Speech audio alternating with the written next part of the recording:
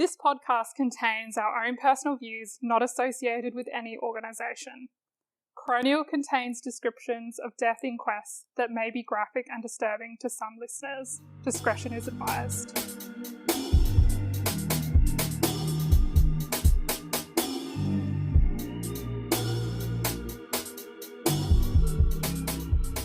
Hi everyone and welcome back to Coronial. My name's Emma. I'm Georgie. And I'm Alice. So in today's episode, we're going to look at the coroner's inquest into the death of FG. FG's name has been redacted not by me, but in the actual coroner's inquest report. I'm not actually entirely sure why it's been redacted. Are they an adult? They are an adult. Yeah, okay, because often children are redacted if they're under the age of 18, but it's not a child. No, this is an adult. It's nothing to do with mental health issues. And there's nothing listed at the top, like at the beginning of the inquest? No. All it says, and I've not actually seen this in a coroner's report before, mainly because it was in the footnote, and sometimes I'm guilty of skipping over the footnotes, but it had an asterisk next to FG's wife's name, which was also redacted, saying that the family had requested all names to be redacted. Okay. And that was it. Did you do any, searching for the initials FG and, media reports? I couldn't find, the type of report and when it happened, and I found other deaths of similar nature. Yeah. But nothing to do with this death in particular. The only other thing, which obviously we'll get into, is maybe just because of the way the death happened, maybe the family requested for their names not to be associated with it. Yeah, okay. But in any event, the coroner redacted the names. It's not me who is redacting the names in this inquest. That's just how it is. So FG was 36 years old at the time of his death, which occurred in December 2013. He was Russian. He and his wife immigrated to Australia in 2005, settling in Sydney, and they had 2 children together. FG was employed as a skilled information technology expert, and he worked at a number of banks in Sydney. In August 2013, he took a job as a software developer at Macquarie Bank. Mm-hmm. So FG was otherwise happy, healthy, he had no mental health issues, he wasn't taking any medication, he didn't use illicit drugs, and he rarely drank alcohol. On Wednesday, 4th of December 2013, FG attended work at Macquarie Bank in Sydney. At about 2:15 p.m. that day, he and 7 of his colleagues knocked off early and went out for work Christmas drinks at a pub in the Rocks in Sydney. So during the course of the afternoon, the group had meals and a number of drinks. 4 of FG's colleagues left the party during the afternoon, and 4 people, including FG, stayed and continued socialising. Sounds pretty normal. Mm-hmm. At approximately 7:20 p.m, the group of 4 attempted to enter the hotel that was next to the pub that they were previously drinking at. But the door staff at that hotel refused to admit FG because he appeared to be intoxicated. FG left and he returned to the pub next door that he was previously drinking at. And you said he doesn't normally drink? Doesn't normally drink. Okay, yep. And he was by himself at this point? At this point, so his colleagues had gone into the hotel and he's gone back to the pub where they already were, where they were before. How many people are going to listen to this and have work drinks coming up? This is the point. Yes. This is when I saw it. I was like, this is Excellent.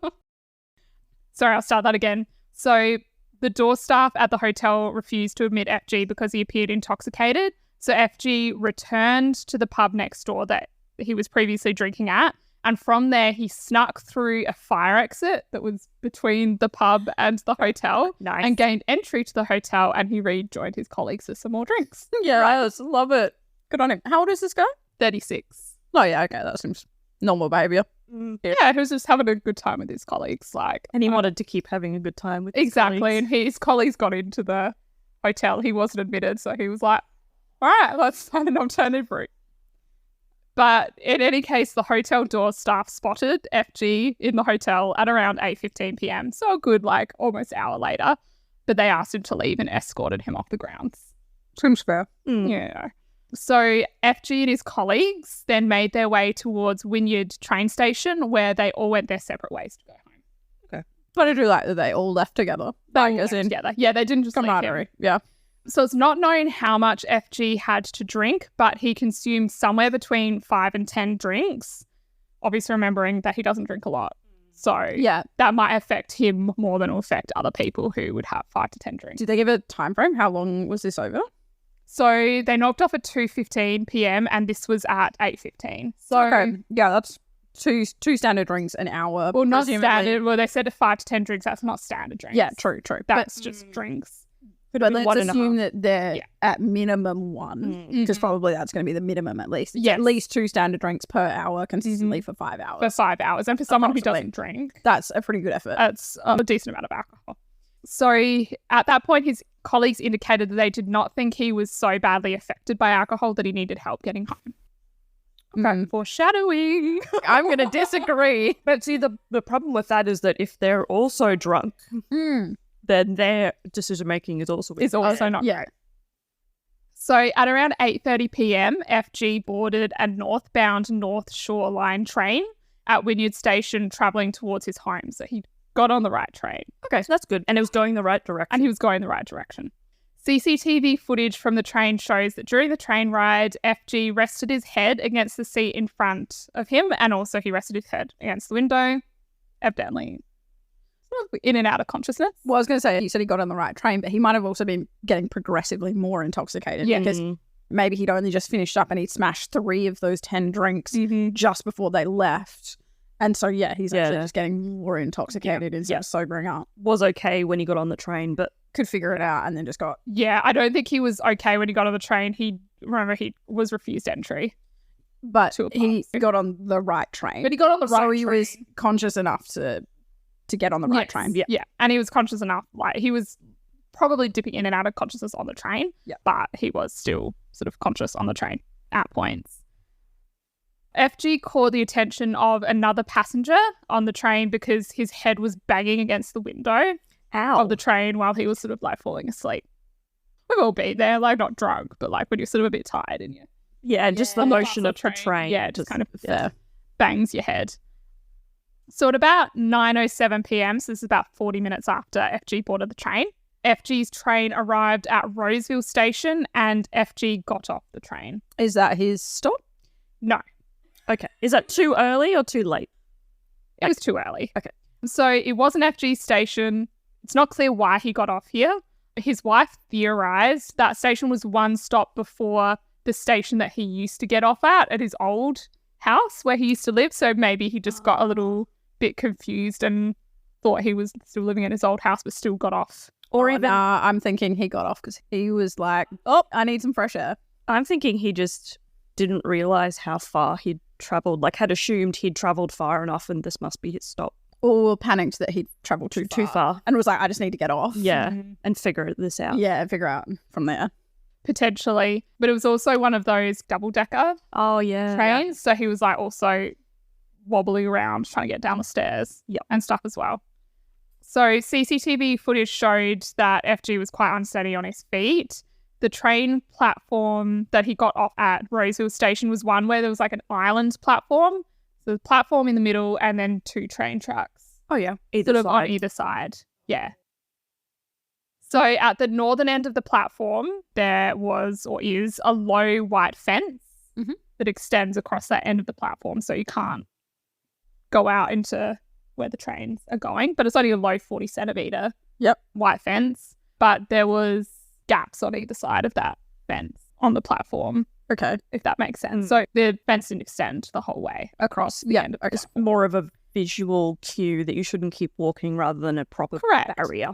And yesterday I caught the train. Obviously, I don't live in Sydney, but yesterday I caught the train to work and I had a look, just a little gander at the train stations here, and they have this similar sort of thing, but the fences are a bit taller. They're like 1.5 meters, 2 meters tall, but they also have the gaps as well at the sides. On either side. And it's where, at the edge of train platforms, how they have those like tactile strips for for people who are vision impaired. It like kind of doesn't extend over those tactile mats. It's got that kind of gap on either side. Okay. The ones that I observed here had a lot of signs saying, do not pass. I wonder if there's also something around, like, if there's happened to be something on the edge of the train, it's that you didn't want to take out the fence if it got clipped by the train or something. I'm sure, and because there are very narrow margins with those trains. When you see them going through tunnels and stuff, you're like centimetres away from the corner. So it's potential that, that just there's some sort of design has to be. reason. But anyway, So FG is seen on the CCTV walking along the edge of the platform. He walks past the edge of that white fence and he walks down. There must have been a ramp on the other end. Or like an embankment or something? It just says ramp in the coroner's inquest. But it says he walked down a ramp that leads directly to the rail corridor where the tracks are. That seems like a really... It doesn't seem like a small... Why would that exist? Yeah, No, why and is it again, designed like that? I looked at the train platforms here and there was no ramps. Yeah. Yeah. But, you know... But I mean, what is worse? Just falling straight off if you just walk straight off the edge, but, you know. Well, maybe because then it's very clear to you that you have gone somewhere you shouldn't have if you've fallen. Fair versus being Yeah. That maybe just follow again, this onto the tracks. Exactly. You think you're super drunk. He might have just been like, maybe this is the way to get out. Yeah, And clearly. just- Yeah, and look, to be honest, as someone who doesn't catch trains very often, sometimes I get confused about how to get off them. Like when you're in the middle of that, They can be a little bit disorienting. If we're at a station where you don't know. which side of the Yeah, I was gonna say street you just follow everybody else, but I guess if it's... It's late at night. Right, He's yeah. no one he is around. half cut. Yeah. I think he's full cut, yeah. Like, again, we don't know what's going through his brain, but I think the interesting thing about this one is, like, anyone who's ever had a significant amount of alcohol at any point in time in their life, you could kind of empathize with it. Oh yeah, And be absolutely. like, yeah, I understand. Yeah, it's why like he's a great acting idea at the strangely. time. Yeah. Because He's confused. He's just so confused. He doesn't Yeah. know where he is. He doesn't know what he's doing. He doesn't... The other thing as well is, like, if that's the way, if he were at his normal station, you walked north and that was how you left. Exactly. So he's like thinking he's where he normally gets off and he's just walking in that direction because that's Exactly. where he would normally go. Who knows? Yeah. But, like, there's so many possible theorizations about what he did. But in any case, so he walks down this ramp and neither the train driver or the guard for the train saw FG walking in this direction. So is this why that same train is still there? Or is this a new so train? he's obviously just got off and just wandered straight off and just gone down there. Okay. Yeah, so it's the Sorry. same train, but Yeah, he's just got off and just gone. Yeah. Straight. Yeah, okay. Straight for it. So the other passenger on the train that I mentioned earlier was sitting across the aisle from FG and noticed that FG was unsteady as he got off the train, and he also left his backpack behind Oh, no. when he got off. So she watched FG get off the train and she saw him walk towards the end of the platform and swing around. She said he swung around the fence. Yeah. So Okay. whatever happened, he's gone around the fence. Yep. And then at that point, he started walking off, and that's when the train left, and that's when she lost sight of him. Yeah. Yeah. So from that passenger's observation, she was obviously quite worried about him, so she ended up calling 000 Yeah, right. at that time. Good on her. And this was at 9:09 p.m, so times start to come a bit more important here. Yeah. So at 9:09 p.m, she makes a call, and the passenger said from the recording of the 000 call, and I quote, "Saw this man walk off the train without his bag. He seems a bit either intoxicated or sleepwalking. And then I see him climb over the fence onto the platform and like near the rails." So he's to the point where she's like, I don't like, is he potentially sleepwalking? Like that's just out of it. Yeah, right. I like her innocence about it. Being like, I don't want to assume That he's drunk, he might be sleep. that he's trashed. Maybe this is just his behavior. Mm-hmm. Oh. So after FG walked past the barrier at the end of the platform and went down into the rail corridor, he went out of view of the CCTV from about 9:08 p.m. to 9:17. So for about 8 minutes, He's just chilling. he's out of view of the CCTV, and it's not known what he was doing. After FG's train left, so the one that he was on, 2 other trains passed through Roseville Station, presumably on the other side of the tracks because they did not hear him. Mhm. But none of those train drivers or train guards or anyone on the train saw him. So at 9:17 p.m, FG walks back into view of the CCTV. He began walking along the tracks, and then he leant up against the side of the platform where he remained for about 2 minutes. Just chilling. Just leaving, Having a rest. having a bit of rest after whatever he was doing. But the coroner did comment that during this time, it is even hard to see him on the CCTV footage as he was wearing a white shirt and black like work pants. And so the white shirt kind of camouflaged with the white top of the platform.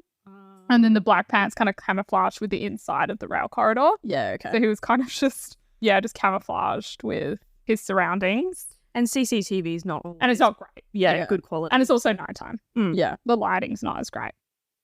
So at 9:19 p.m, A train running express through the station, presumably going on the north way, entered the rail corridor and collided with FG, which caused fatal injuries. Oh. Because it wasn't slowing for the platform. It was an express train, so it was just going straight through. So it went straight through and hit him. So that's like the kind of facts of what happened. But I'll then talk you through the action because obviously that 000 call was made. So I'll talk about what the police response was and then how that relates to the Sydney train's response as well. What time did the train come through, that final? 9:19. So we had 10 minutes. Yes, between when he got off the train, basically. Yeah. The 000 call was made at 9:09, but I think it didn't finish until 9:12. Okay, so we've got like a period of like 7 minutes that it isn't any action could happen. And so when he got hit, where exactly was he? Because like he'd gone down the ramp and then come back up. Yeah, I'm assuming when he was walking along, he's walking along next to the platform. Yep. On the track. So I assume he got wedged between the train and the tracks, which is not a big enough space for humans. Yes. He didn't get wedged. I think he was clearly run over because the train actually didn't stop. Gotcha. But he was hit by a train. Yeah. Going at 60 to 70 kilometres an hour. Maybe if it was slowing and he was at the very end of the platform, it may have almost been stopped by the time it got to him, and maybe those injuries wouldn't have been as severe. Yeah. Or the train driver may have had more time to notice. Yeah. Because they were already in the process of slowing down. And but he was camouflaged. Yeah. And it was nighttime. And like it's not ideal. And again, if you're not looking out for those things, let's go on to the action that was taken by the police. So the police incident log records the first radio broadcast of FG being made at 9:11 p.m. So that's the first broadcast out to like the surrounding police. Yep. Sort of saying, hey, there's an incident. Can anyone respond? So the broadcast included that an intoxicated male person had got off the train without his backpack and was witnessed to climb the fence and access the tracks. The message stated that the male was last seen at 9:08 p.m. and they also provided a description of his appearance in clothing, that he was a Caucasian male in his 30s wearing business attire. Okay. There was also some conversation about the backpack on the train and whether they thought that was suspicious, but that was pretty much fair. Yeah, it's fair enough, but that was not sort of the main point. So at 9:13 p.m, the responding officer acknowledged the broadcast, so 2 minutes later, and at that point he and his partner turned off the route that they were on and headed towards Roseville Station with their lights and sirens. And how far away were they? They arrived at the scene 4 minutes later at 9:17. Okay, that's pretty efficient. It was a very quick response. They weren't too far away. They parked the vehicle outside the station. They conducted some searches near the fence line of the station to see if he had potentially climbed another fence. And then they walked towards the footbridge. From there, they split up, walking down the stairs, and one of the police officers walked north along the platform and the other walked south. Okay. So while they were going down the stairs towards the platform, a train passed express through the station, and so this was likely the train that collided with FG. So they were so close. They were very close, but they weren't quite there. Wow. Yeah. Okay. They hadn't quite made it. So at 9:20 p.m, remembering the collision happened at 9:19, the CCTV shows one of the officers walking along the platform where he discovers FG lying on the rail corridor on the northern end of the platform. FG was initially found conscious but breathing. Wow. So he was alive at the time. But the police officer actually jumped down into the rail corridor when he saw FG to assess his injuries, even though the trains were still running. Yeah, I'm like, no, don't do that. Stop that. No. He jumped in. And then he requested an ambulance over the police radio at 9:22 p.m. Did he also request that the train stop? That did happen. Okay. I feel like that's probably one of those things. Yeah. It was like as soon as an ambulance is called. I think the point was made that he didn't, that was not like a conscious thing in his mind. He just kind of saw someone dying on the ground and just went straight. Your safety first before others. It should be, but so as I said, FG was found unconscious but breathing. He had a number of obvious serious injuries. A short time later, no pulse could be found. CPR was commenced. The ambulance arrived at 9:30 p.m, but unfortunately FG couldn't be resuscitated and he was pronounced dead at 10:05. So that's the police response. Now turning to the Sydney train's response. So at 9:13 p.m., which was 1 minute after the 000 call from the passenger had ended. Yep. Remember that ended at 9:12. The operator who had taken the 000 call then contacted the security control centre at Sydney Trains. The 000 call operator informed Sydney Trains that an intoxicated person got off the train without his backpack at Roseville station and was seen climbing the fence and accessing the tracks. She then provided that same description of what FG looks like.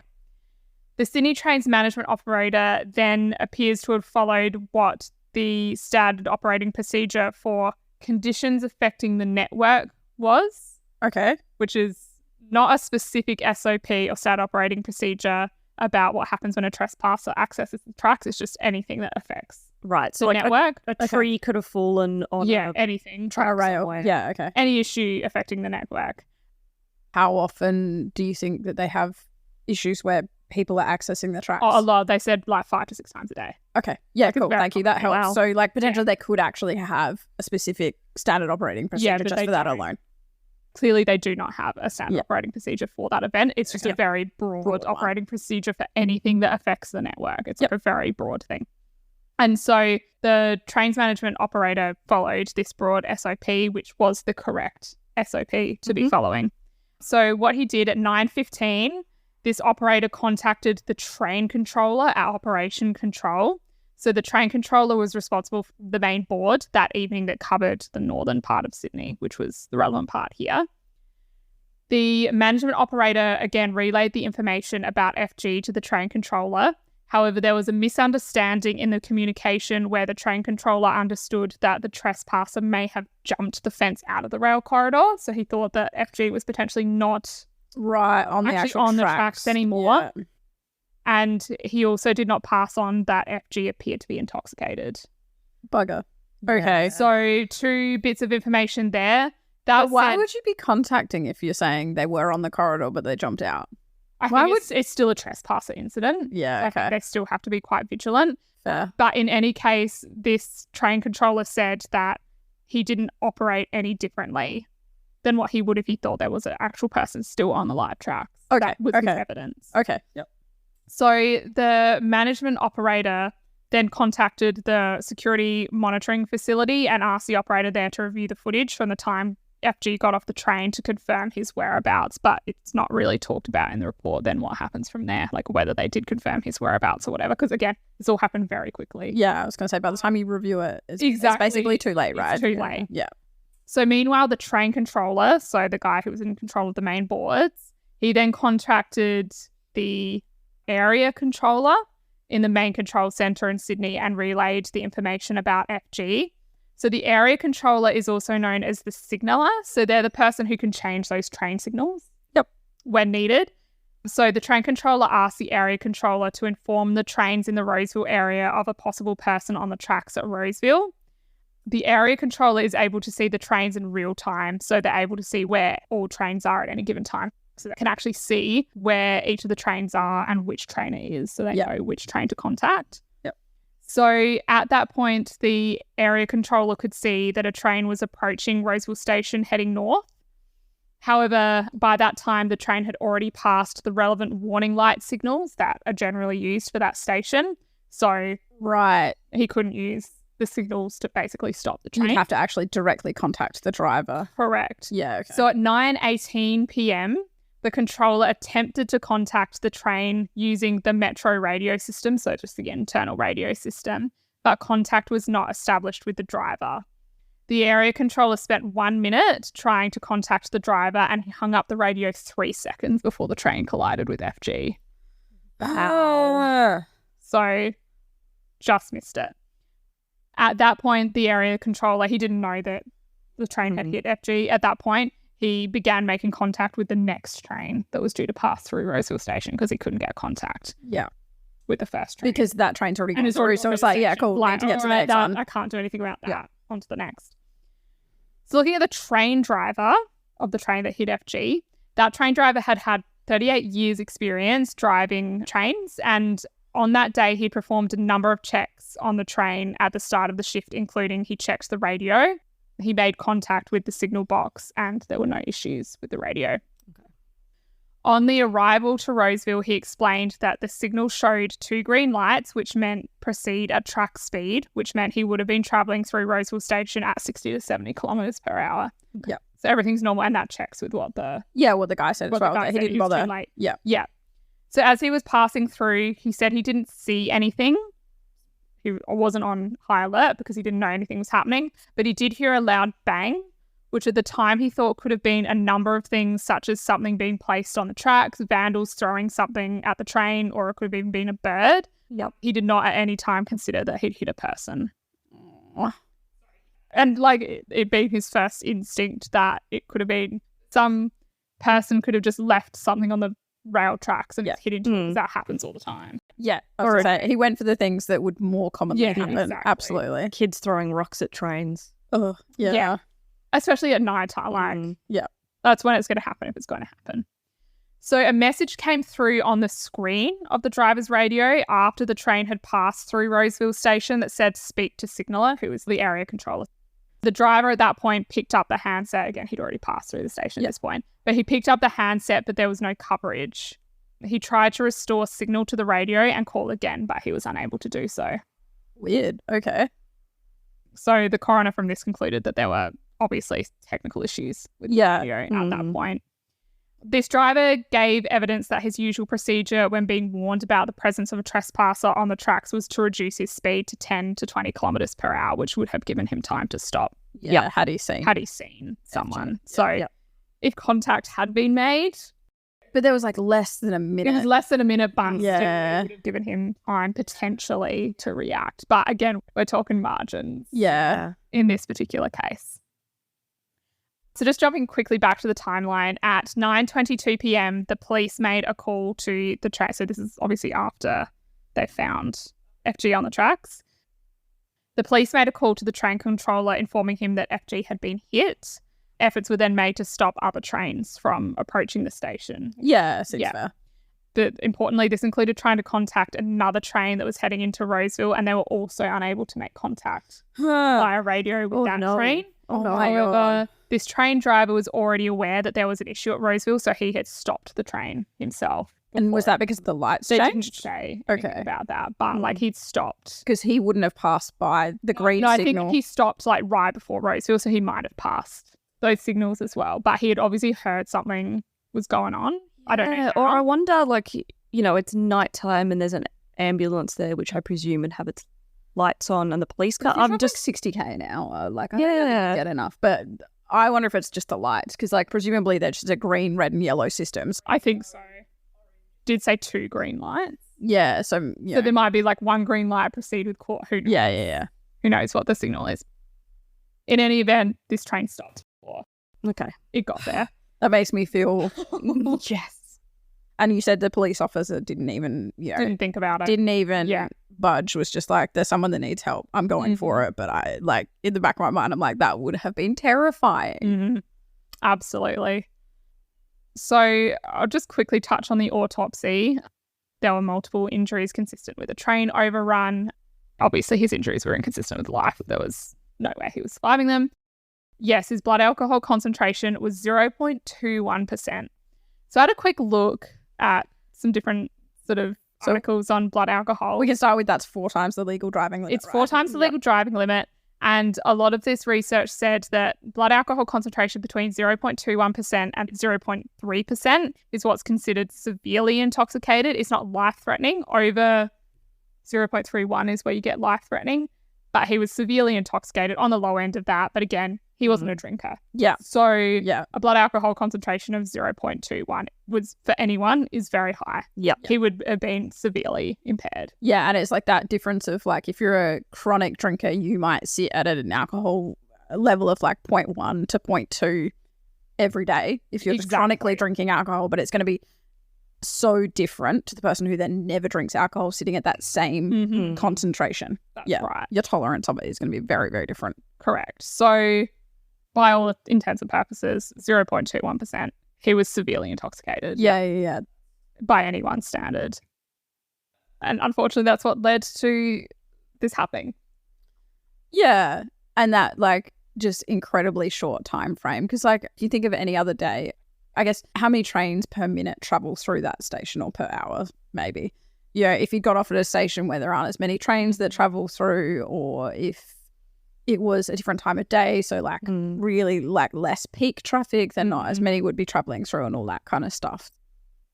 There still had to be like several other things there are other that happened. factors, of course. There was issues with the radio transmission. I mean, honestly, they were very fortunate that this other passenger made that 000 call. Otherwise, they would have had no idea there was anyone on the tracks at all. And the train driver didn't notice that it hit anyone, so how long would he have been there? Exactly. Yeah. With no one noticing. Yeah.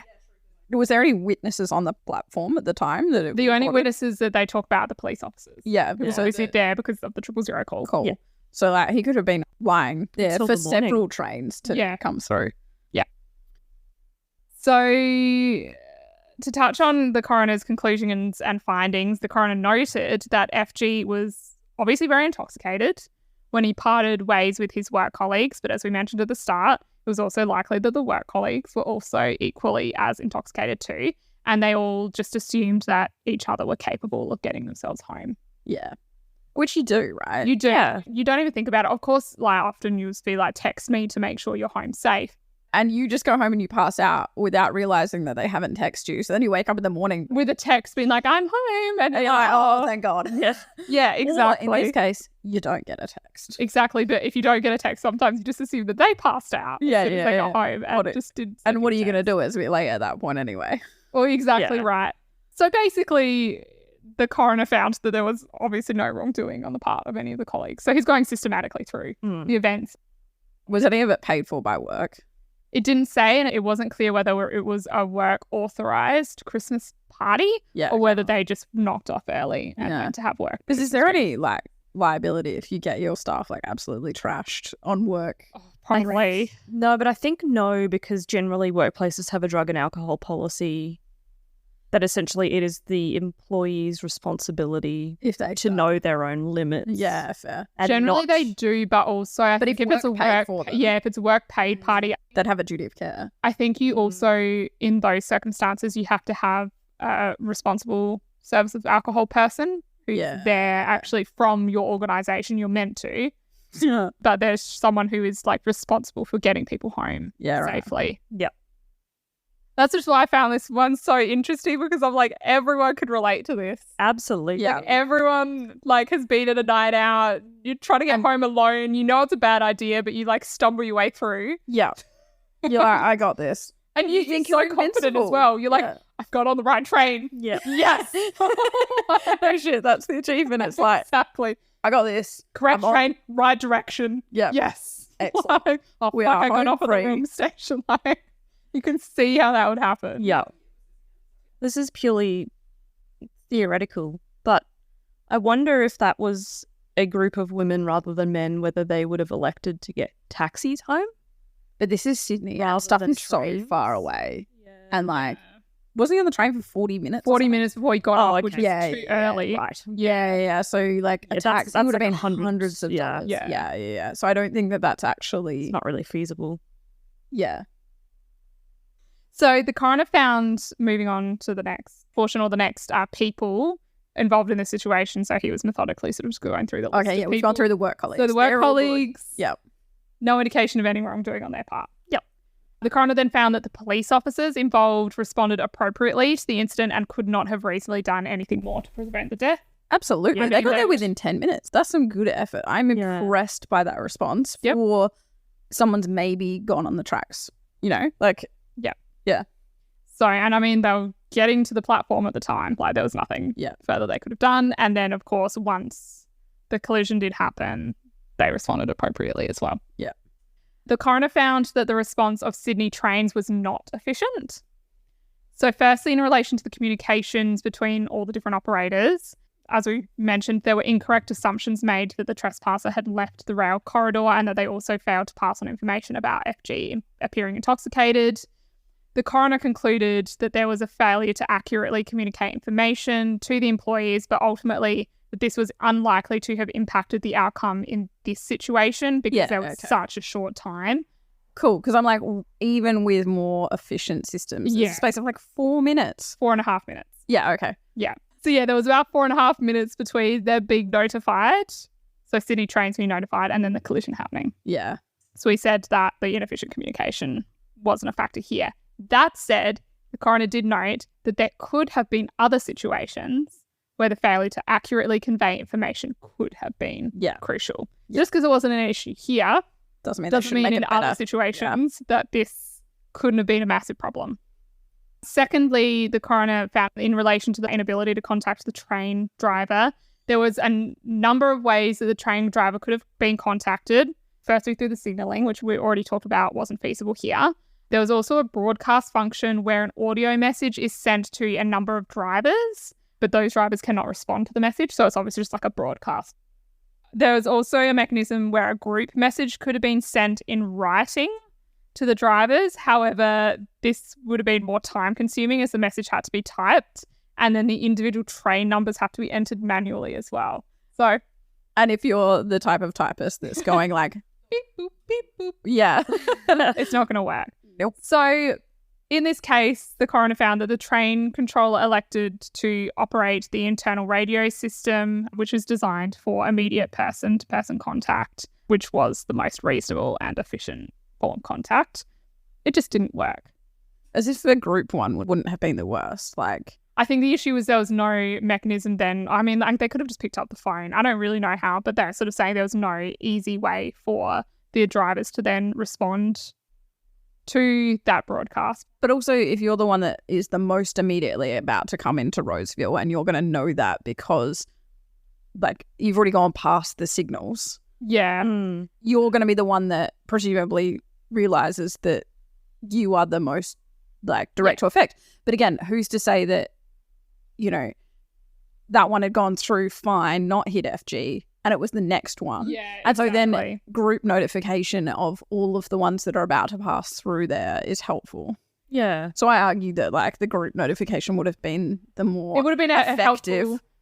Well, but also, like, it didn't sort of talk about, like, how wide that is, that they're just going to be sending that to all the trains in the Sydney network. I mean, it shouldn't really matter, but also there's, again, 5 to 6 trespasses on the track a day. Like, is that going to be becoming too much of it? Too much? Yeah, does that?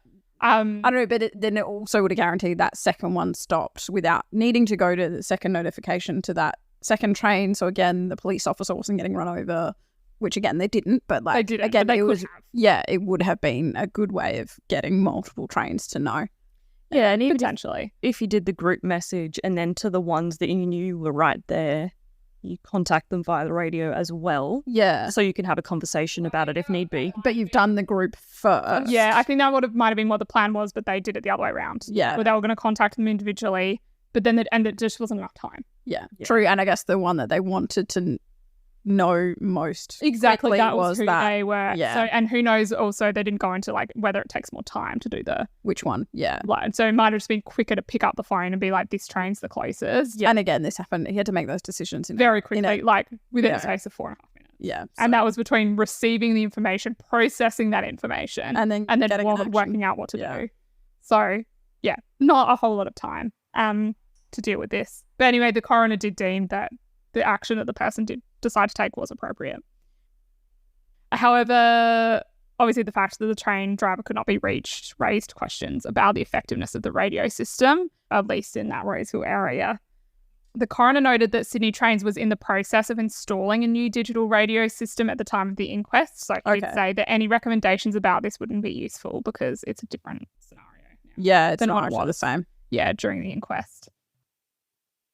Finally, to the relevant, but as we discussed before, broad standard operating procedure, there wasn't a whole lot of detail in the report about the specific or the broad procedure, but the coroner found that the instructions given to Sydney Train staff in relation to how they should respond in the event of a person in the rail corridor was inadequate because it wasn't specific enough. It was just broad issues affecting Okay. So obviously a recommendation was made in relation to that, which we'll get to.